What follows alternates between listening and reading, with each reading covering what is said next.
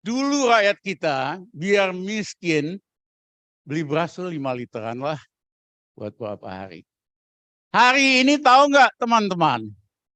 Rakyat kita 10% yang paling bawah beli beras 2 kali satu hari. Pagi-pagi setengah liter buat makan siang. Dia nungguin sore suaminya bawa uang.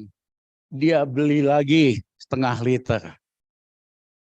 Ini nggak pernah kejadian. Hanya kejadian zaman Jokowi yang dablek ini. Enak aja. Lu pada kaya kok pejabat. Nggak bayar listrik dibayaran negara. Lu main enak aja, hapusin aja subsidinya. Jadi apa yang dilakukan oleh Jokowi ini membuat rakyat kita, buruh, petani, nelayan, guru, miskin secara struktural dan masif. Dan itu artinya bertentangan dengan tujuan kemerdekaan Republik Indonesia. Tujuan kemerdekaan kita jelas, mencerdaskan rakyat. Yang kedua, memakmurkan rakyat.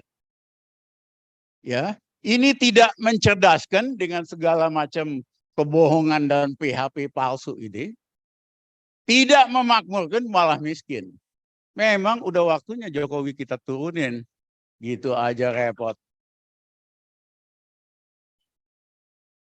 Banyak yang nanya saya bagaimana copras-copras. Saya bilang nggak penting. Emang mereka bisa menyelesaikan masalah yang kompleks ini? Ya, pasti mereka dengerin bandar-bandarnya apa yang mereka harus lakukan. Karena semua tuh ada bandar-bandarnya.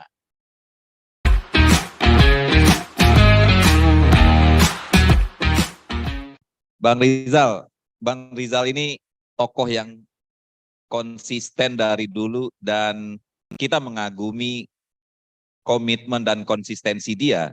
Selain itu kita juga mengagumi pemikiran-pemikiran dia. Dia orang yang paling banyak pengalaman mungkin dari sekian banyak tokoh karena hidup di masa Orde Baru sampai sekarang dia terlibat secara aktif.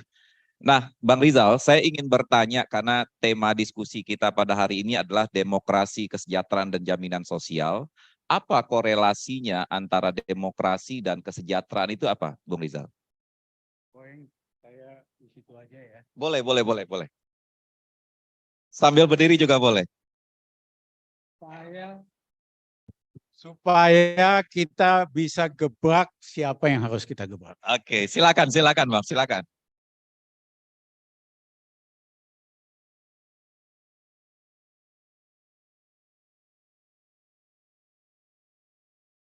Tadi saya dengarkan Boeing. Ini anak cerdas, pintar. Kalau cuman Gibran, cemen lah itu. Begituan mau jadi presiden, wapres. Republik ini mau dijadikan mainan, percobaan oleh anak bawang yang tidak punya kompetensi, yang tidak punya leadership, yang tidak punya karakter, dan KKN. Enak aja lu.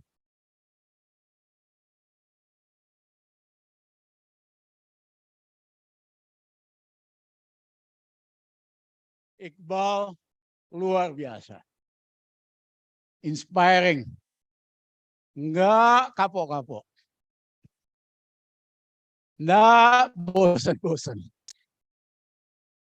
Dia punya track record yang jelas. Visinya jelas, tindakan dia jelas, dan kawan-kawan Partai Buruh again all odds melawan arus angin. Bangun Partai Buruh secara semangat, hanya modal hati, kagak punya uang pula. Tapi justru di situ kekuatannya. Di seluruh dunia, di negara maju terutama, Partai Buruh itu kalau tidak partai nomor 1, partai nomor 2.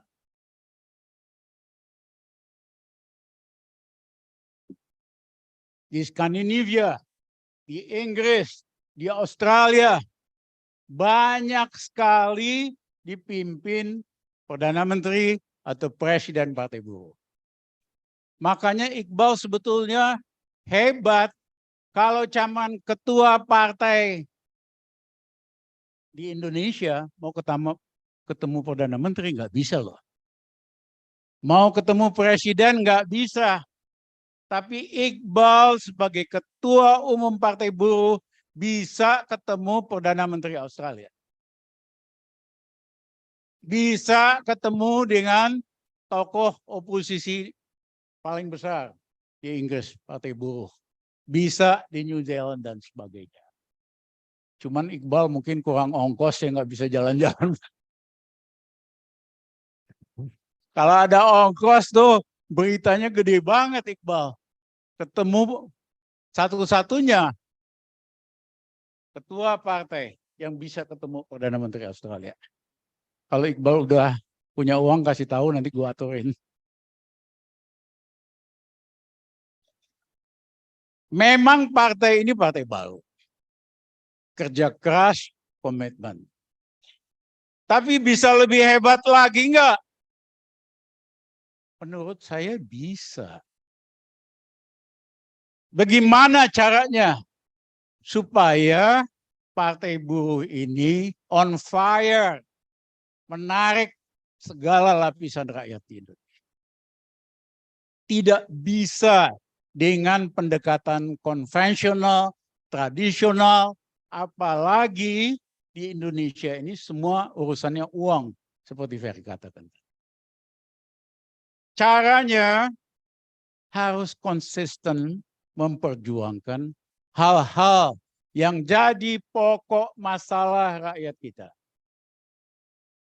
Soal upah misalnya. Partai Buruh selalu memperjuangkan upah. Tapi kita yang dari luar lihat ya, upah naik, UMR naik. Mohon maaf, orang di luar buruh bilang, enak banget lo upah lo naik. Maksudnya, kasih penjelasannya. UMR harus naik karena beras naik 50%. Masa UMR hanya naik 2%? UMR harus naik karena makanan naik 15%. Dan lain-lainnya. Karena dengan itu jelas pemerintah ini dengan sengaja membuat buruh, keluarga buruh menjadi lebih miskin. Tapi kalau cuma minta upah naik, UMR naik, apaan lo? Kita kan juga pengen naik. Tapi kalau dijelaskan bahwa beras naik hampir 50%, orang ngerti pemerintah bikin miskin rakyat kita. Nah,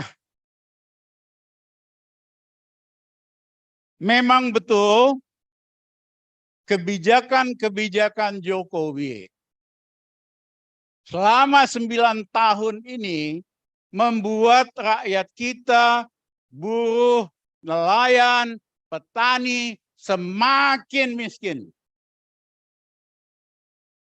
Setiap kali dia berkunjung ke petani, sibuk dengan swasembada selfie. Foto-foto doang. Habis itu import.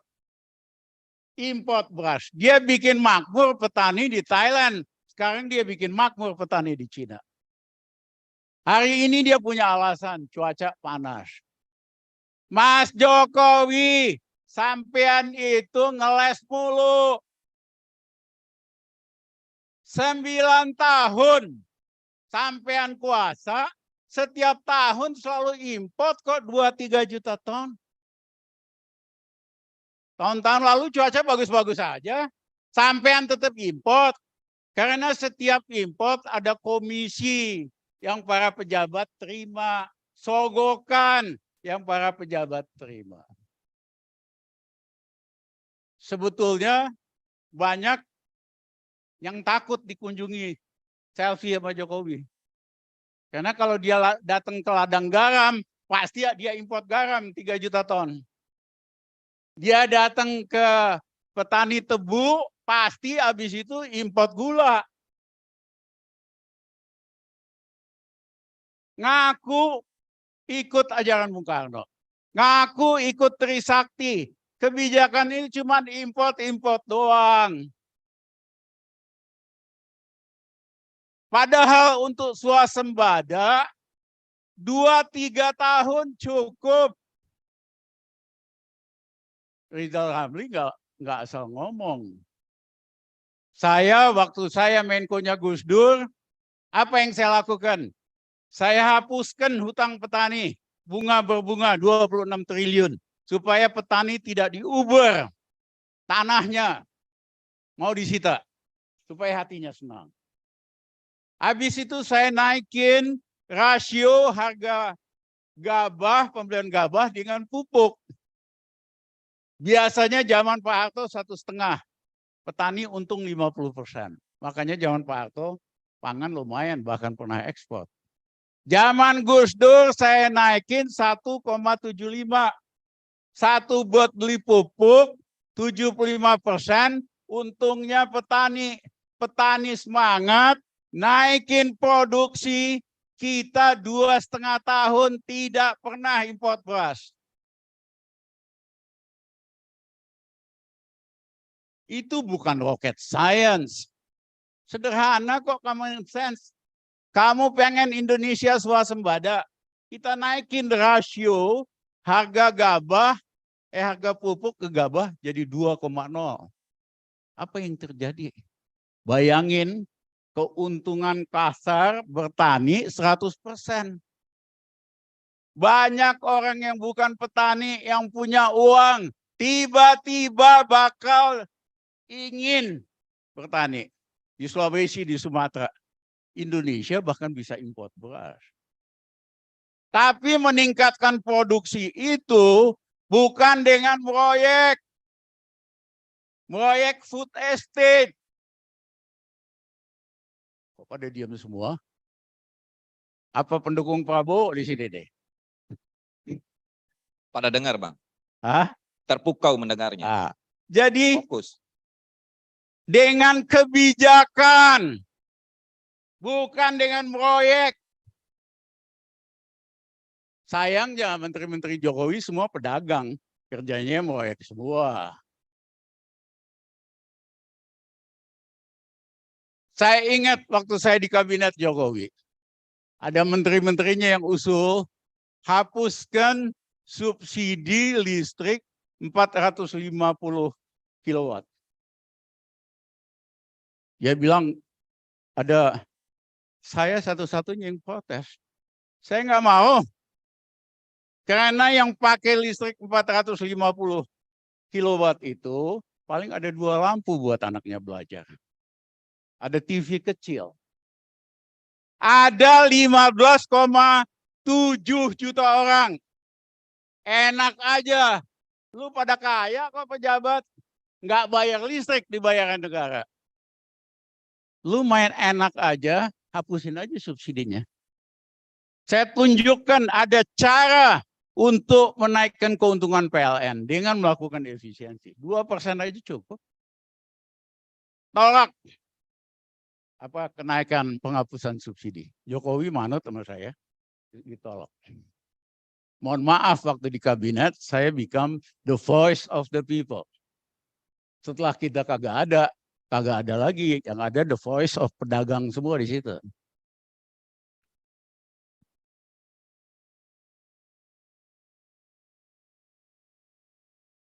Jadi apa yang dilakukan oleh Jokowi ini membuat rakyat kita, buruh, petani, nelayan, guru, miskin secara struktural dan masif. Dan itu artinya bertentangan dengan tujuan kemerdekaan Republik Indonesia. Tujuan kemerdekaan kita jelas, mencerdaskan rakyat. Yang kedua, memakmurkan rakyat. Ya, ini tidak mencerdaskan dengan segala macam kebohongan dan PHP palsu ini tidak memakmurkan, malah miskin. Memang udah waktunya Jokowi kita turunin. Gitu aja repot.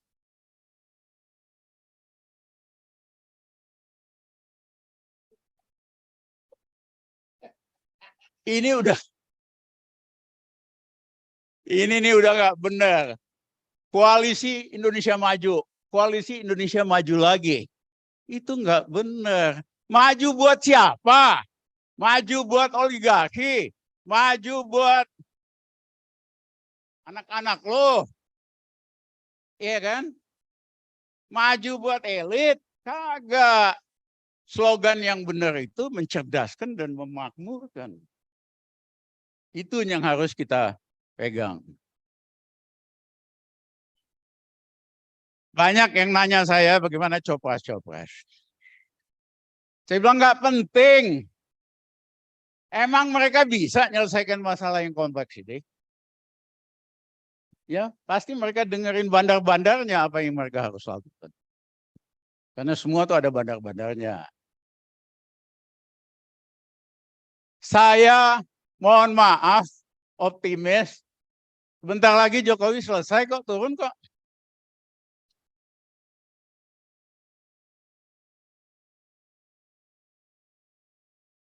Sederhana. Tidak pernah harga beras naik hampir 40% lebih. Dari 10.300 ke 15.000.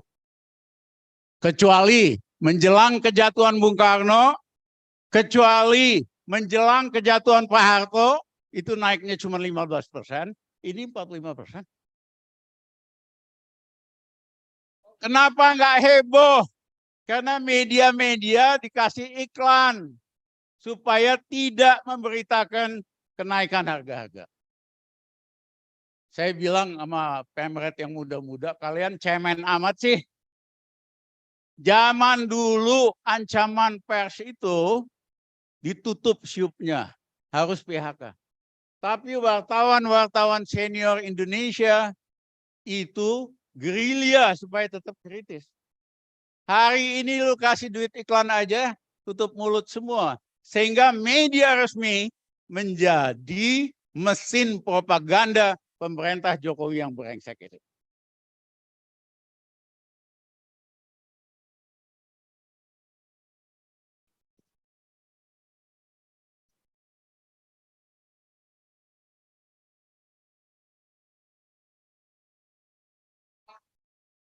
Kepala Bulog Buas itu teman saya. Dia orang jujur, tidak korup. Tapi dalam mengendalikan beras kurang canggih. Saya waktu jadi kepala Bulog, setiap jam 3 sore dapat laporan harga beras di 20 kota. Tim saya langsung bikin grafiknya. Kalau hanya naik 5.000 putih. Kalau naik sampai 10.000 hijau, di atas 10.000 merah. Jam 4 pagi gue udah tahu, jam 4 sore saya udah tahu mana yang naik luar biasa. Misalnya Medan. Aku telepon jam 4 sore kepala doloknya. Mas, ada apa mas? Kok naik 15.000? Itu pedagang pada main mas, numpuk. Karena di Bulog kan cuma 3%, sisanya kan swasta. Mereka mau ngegerek harga. Berapa operasi pasar seminggu? 50.000 ton. Besok naikin 2-3 kali supaya pedagang penimbun ini jadi gembel. Sederhana. Kenapa? Kalau mereka nimbun, mesti bayar bunga, bayar gudang. Beras bisa rusak. Berhenti itu apinya. Tetapi kalau saya diamin 2 minggu, daerah lain yang berasnya cukup ikut-ikutan naik. Itu waktu itu belum ada online system. Hari ini apa yang terjadi di Medan, kalau you nggak ambil tindakan segera, di mana-mana kebakaran. Itu yang membuat mereka nggak mampu nanganin. Karena seluruh kota-kota ikut-ikutan naik. Bahkan Pekanbaru 17.000. api kebakaran itu harus segera dipadamkan supaya jangan menjalar ke seluruh Indonesia. Solusi mereka apa? Bulog jual beras murah, 3.000 lebih murah. Dicoba di Bandung, yang ngantri belasan ribu ibu-ibu dengan bayi, nenek-nenek sampai jam 6 sore. Heboh. Dulu rakyat kita biar miskin, beli beras 5 literan lah buat beberapa hari. Hari ini tahu nggak teman-teman? Rakyat kita 10% yang paling bawah beli beras 2 kali satu hari. Pagi-pagi setengah liter buat makan siang. Dia nungguin sore suaminya bawa uang. Dia beli lagi setengah liter. Ini nggak pernah kejadian. Hanya kejadian zaman Jokowi yang dablek ini.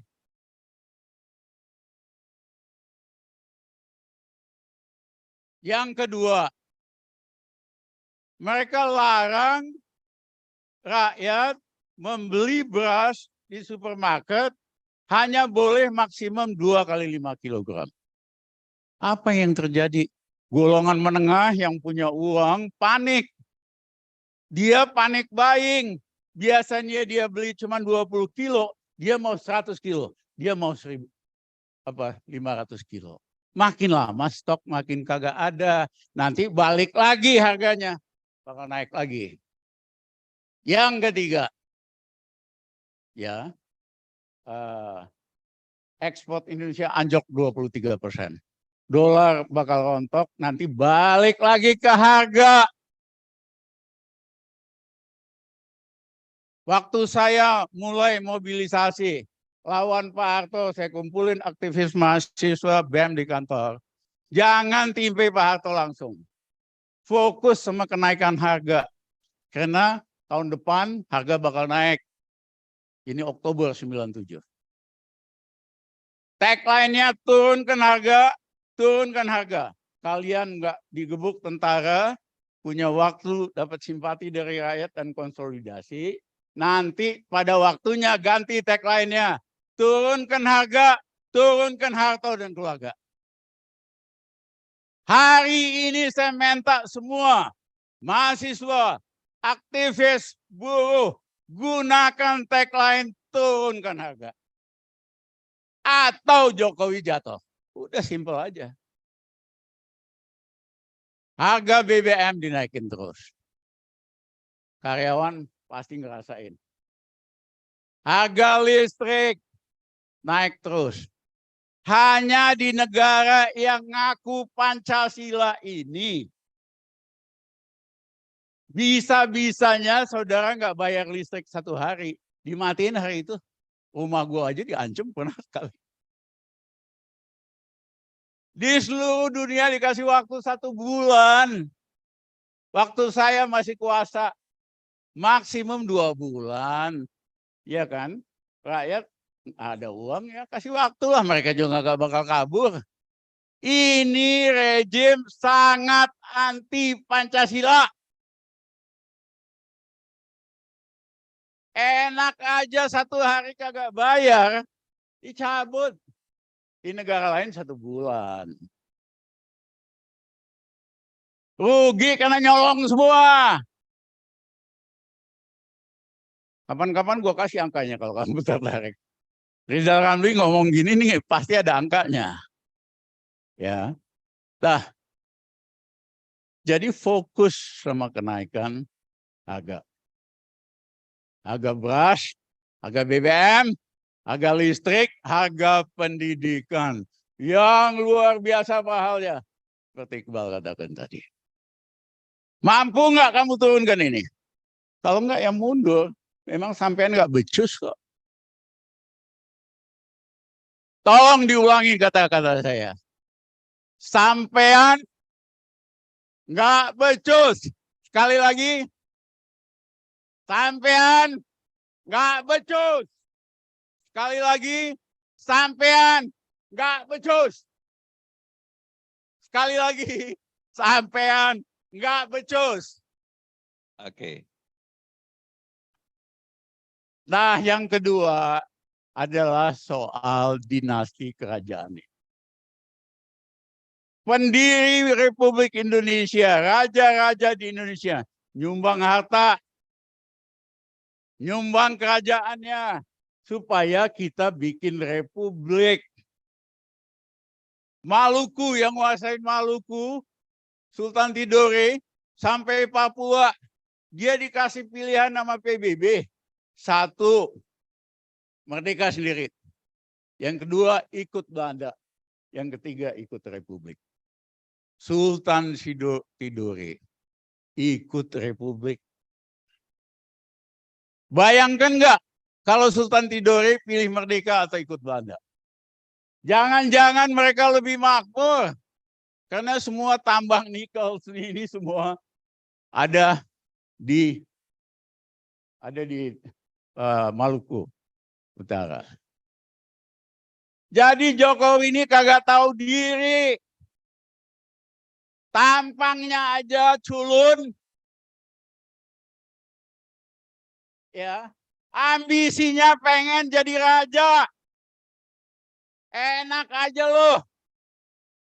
Siapa loh? Tidak pernah berjuang buat demokrasi. Nyari cuan doang. Begitu kuasa, demokrasi dipreteli. Ulangi lagi. Sampean.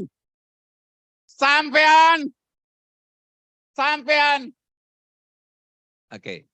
Nah, isu oligarki ini yang sangat terganggu adalah golongan menengah. Golongan pengusaha.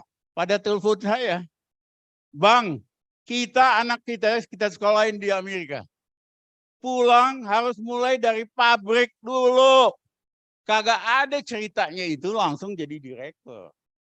Kok bisa sih? Saya pendukung Jokowi dari awal. Kok bisa sih sedemikian rusaknya ini? Semua anaknya mau dijadiin. Ya, anak-anak kita aja biasanya 5-6 tahun. Ada satu pengusaha gede banget, sekolahin ke Jepang sama bapaknya, pulang, pegang tongkang, 5 tahun buat nyari kopra di Sulawesi, sampai kebakar kulitnya. Dia cerita, benci banget sama bapaknya. Tapi ternyata itu cara bapaknya ngedidik buat jadi jagoan. Gitu. Ya. Nah, poin saya, kesian dong anak rakyat biasa, anak buruh, nggak punya kesempatan. Kalau isinya hanya dinasti keluarga-keluarga yang brengsek. Brengsek nggak tuh enak aja loh. Brengsek. Ya, dikasih 3 menit lagi, Bang. Okay. Biar nanti masih ada sesi selanjutnya. Yang terakhir, banyak konflik agraria. Tetapi lebih banyak lagi setelah banyak penguasa Tiongkok masuk Indonesia. Karena mereka vulgar, kasar, nggak ada interaksi dengan penduduk lokal, di mana-mana akhirnya berantem. Ya, misalnya di Gorontalo, bupatinya sangat pro pengusaha dari Tiongkok. Dibakar tuh sama rakyat kantornya. Di Kalimantan Tengah, Selatan, sama dibakar. Jadi banyak konflik-konflik agraria. Ya, akibat pemerintah ini mendahulukan penduduk dari Tiongkok. Kasih IKN 160 tahun. Itu melanggar undang-undang. Wong rakyat kita aja hanya boleh memiliki 30 tahun. Dia 160 tahun. Jokowi, mohon maaf, saya kenal Mas, teman Mas. Habis ini, Mas harus masuk penjara. Mohon maaf. Nah, di Rempang itu bukan buat bisnis. Kalau mau bikin pabrik kaca 30 hektar cukup. Tetapi ini 170.000 hektar diminta dibebaskan dari orang Indonesia. Kenapa? Karena waktu Jokowi mengunjungi Chengdu, ketemu Xi Jinping minta dibebaskan, dibersihkan. Bahlil angkat tangan, bisa Pak Presiden sebulan 28 September bersih semua. Banyak nggak yang mikir kenapa orang mau investasi mesti menggusur? Karena awal pemerintahan Jokowi 2014 ada kesepakatan dengan Beijing mau bikin pelabuhan besar bisa digunakan oleh Angkatan Laut Cina di Medan. Tapi ditolak oleh gubernur. Gubernurnya kemudian dipecat. Gubernur yang sekarang juga nggak suka, bebasin tanah di Medan jauh lebih susah. Jokowi udah masa akhir, makanya Xi Jinping minta bebasin Rempang. Karena dia akan jadikan itu pusat militer dan intelijen Cina di Selat Malaka. Karena kalau siapa yang menguasai Selat Malaka, kalau ada perang, pasti yang menguasai Selat Malaka yang menang. Karena 80% perdagangan internasional itu lewat Selat Malaka. Mereka yang setuju dengan ide ini pengkhianat terhadap Republik Indonesia. Beberapa teman saya juga, gua sedih. Ya, kok tega-teganya loh. Kita kan nggak mau dong. Saya ingat, saya ganti Laut Cina Selatan milik Indonesia dengan Laut Natuna Utara. Waktu saya masih Menko. Cina protes langsung, nggak boleh katanya. Saya ngotot, ini wilayah kita dilindungi oleh PBB, UNCLOS, terserah kita mau ganti namanya atau apa. Enak aja lu ngatur nama kita. Tapi beberapa Menteri Jokowi pada waktu itu melemah, udahlah balikin lagi ke Laut Cina Selatan. Beberapa ngaku nasionalis, ngaku patriot, kelakuannya itu menjual negara. Jadi kalau kembali ke tadi, kenapa saya yakin Jokowi cuma sebentar lagi? Satu, soal harga. Asal kawan-kawan ikut dong mahasiswa 20 November besok. Nggak usah pakai baju partai buruh. Ya kan, buka baju, jangan maksudnya jangan pakai jaket. Ya kan, karena banyak yang bakal ikutan. Ya, yang kedua soal oligarki tadi, yang menengah itu udah sebel banget.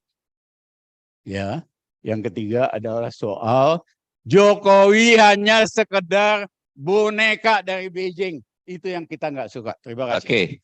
Oke, terima kasih. Ayo aplaus buat Bang Rizal. Kita salut dengan semangatnya Bung Rizal, selalu menggabu-gabu menyampaikan pandangan-pandangan politiknya, dan yang tidak perlu diragukan lagi adalah keberanian dia. Terima kasih Bang Rizal.